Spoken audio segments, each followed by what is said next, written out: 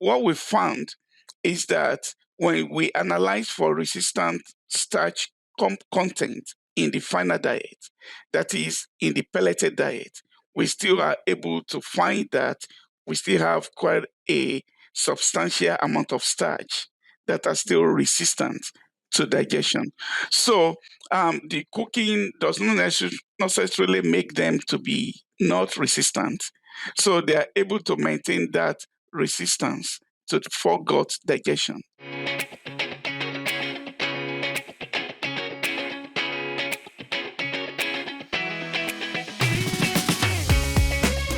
Welcome to another episode of the Poultry Nutrition Blackbelt Podcast. I'm your host, Kelly Walmsley, and I'm joined today by Dr. Olukosi. Hey, how are you doing? I'm doing very well. Thank you very much for having me. And I've been on a little bit of a hiatus with some different obligations that I've needed to do. And so it's great to be back. And then especially on with you, it's fun, and on the topic. So we're going to talk today about some of the research that you've been doing on resistant starches, right? Yes, indeed. Yeah. So can you just kind of give us a little bit of breakdown about what got you into the topic of resistant starches and doing research in them, and then what a resistant starch is? So a little bit about what got me into resistant starches. I think the journey probably started about 16 years ago, I would think. I was just generally reading about a paper that has nothing to do with poultry. It was actually in rats. And, we use rats as a model for human nutrition. And essentially what the interest was to see the possibility of changing the substrate that gets to the hindgut, because you want more fermentation of starches rather than fermentation of protein. Because the fermentation of protein, the products that are produced can be harmful to the cells, whereas the short chain fatty acids that are produced from starches are beneficial. And then I realized that you can actually change the profile of what gets to the hindgut by including starches in the food. And consequently, you can change the ratio of starch to protein and have a beneficial effect. So that is the beginning, the genesis of the whole thing. And with that in mind, I started looking at different things, started working with enzymes first, considering the prebiotic effect of enzymes. But as time went on, I started considering the use of resistant starches. And really, to define what resistant starches are, in essence, they are starches that are resistant to digestion in the foregut, because we know that starches are generally highly digestible. But those starches that escape digestion in the foregut and are able to escape to the hindgut to be fermented are known as resistant starches. I think it's interesting, because just to add in, I mean, it's a topic that, I mean, like you said, you read it up, you started reading research on rats, and then how the application for humans, and that's where a lot of our ideas kind of go that way. But then also the ideas from what we're doing with poultry go into humans too. So it's funny how that comes about. But let's go into the 5 different types. All right. So the first type, they are generally typed as RS1 to RS5. RS simply resistant starches. So RS1 are naturally occurring. They are present in this, in the food, but they may just simply be inaccessible. Maybe they are like in a case more or less. For example, we talk about caging effect of non-starch polysaccharides. So if you have starches that are encased in non-starch polysaccharide matrix, that starch become resistant. The resistant starches too, they are raw. They are also naturally occurring, and you find them in things like potato, banana, and also in corn. The resistant style, RS3, the third type, they are what formed after you cook and then you cool the starch. So there is the retrogradation, which makes the starch to be indigestible largely. Um, all of those up to RS1 to RS3, they are all naturally occurring. So RS4 and RS5, they are synthetic. They are chemically modified to make them resistant to digestion. And so those are the five types of RS. But the one that we use in our study are typically RS2. They are naturally occurring. They are raw potatoes. They are raw starches, so they've not been cooked and retrograded like RS3. So we use RS2 in all the research that we've done. So in talking about them not being cooked and then thinking about typically if you're going to feed a bird like a broiler or turkey and the feed go under heat treatment, how does that change that type of resistant starch? It's a very good question because when we started working on these, we were using mash food. Yeah. And mash diets that are not obviously have not been heat treated. We understand, although that when you pass them through pelleting, they are heated. So we've not looked at, and that would be a very interesting thing. We've not looked at how that affect their resistance. However, what we found is that when we analyze for resistant starch content in the final diet, that is in the pelleted diet, we still are able to find that we still have quite a substantial amount of starch that are still resistant to digestion. So the cooking does not necessarily make them to be not resistant. So they are able to maintain that resistance to foregut digestion. And so the pelleting does not seem to influence, to make them to become less resistant, if I can put it that way. And I think that's probably related to, just the type of starch depending on the diet. And then, one of the main properties that you talk about in pelleting would be starch gelatinization.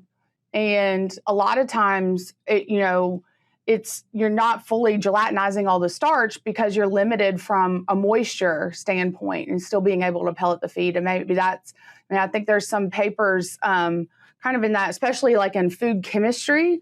But that's an area that I think we're going to have to talk offline about that a little bit or have another episode to kind of talk a little bit more. But it is a really interesting area, and especially thinking about some of the further feed processings that some people are doing from a hygienic standpoint and things like that. No.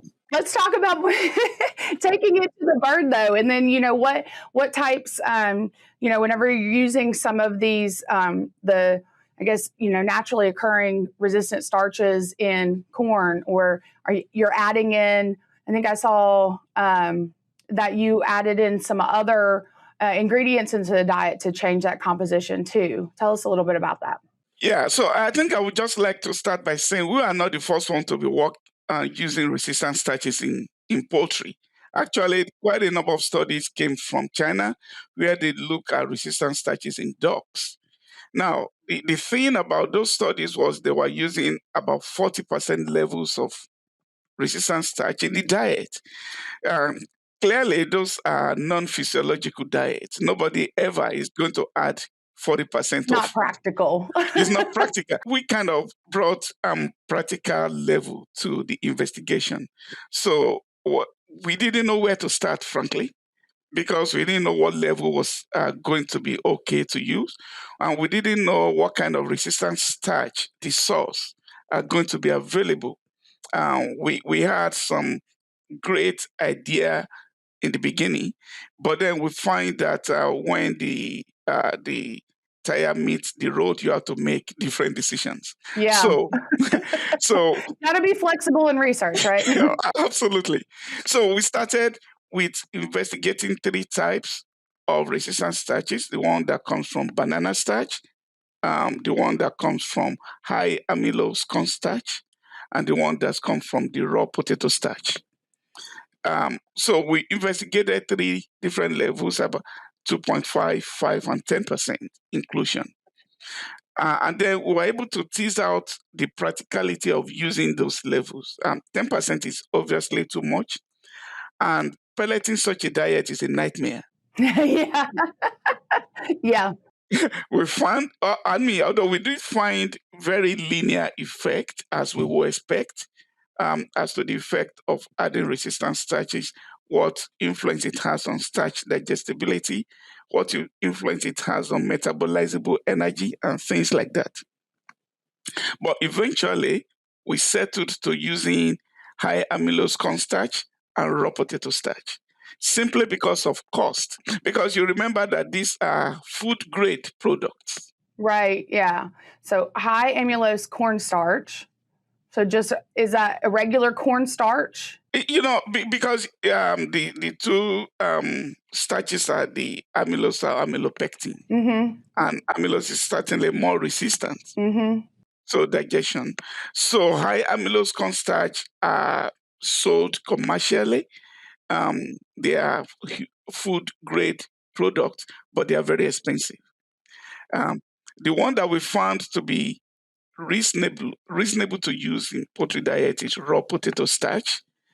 They are cheaper, but they are just as equally resistant. All of them are RS2 resistant starches. Fortiva is moving beyond feed additives to create foundational ingredients that work with your poultry operation to support resilience and health. With proven technologies like FortiShell and VitaC Feedlock, Fortiva helps you address the toughest challenges in poultry production. From shell quality to feed biosecurity and more, together we can make animals more resilient in the face of future challenges. Learn how at fortivaimpact.com. Thinking about the benefits that you saw, and then especially from a practical standpoint, raw potato starch, what recommendations do you have in terms of being able to, taking it into commercial production? Or how far are we from something like that? What else needs to be done? Well, I think the first thing is that we need to have feed grade, because the food grade are rather expensive, and I don't think anybody is going to use it's not going to be economical to use it in poultry diet. But I'm sure that there will be, maybe because the interest has been on producing resistant starches for use in human food, whereas there has been less interest in using it in animal feed. So we've only had access to food grade products. But I'm sure that there must be feed grade products that will be useful in animal feed as time goes on. Generally, I don't know that we're going to have a lot of space for in the feed to use resistant starches. We are looking at levels such as 3.5% to 5% as a reasonable inclusion rate, because resistant starches are not totally inert. They still have some metabolizable energy, and we are looking at using them as functional fibers. So if we have room for adding fiber in extra fiber in the diet, if possible, resistant starch can be a functional fiber that will be able to generate prebiotics in the hindgut, be able to increase the ratio of starch to protein, and consequently benefit the gut health, which is the objective of this kind of work.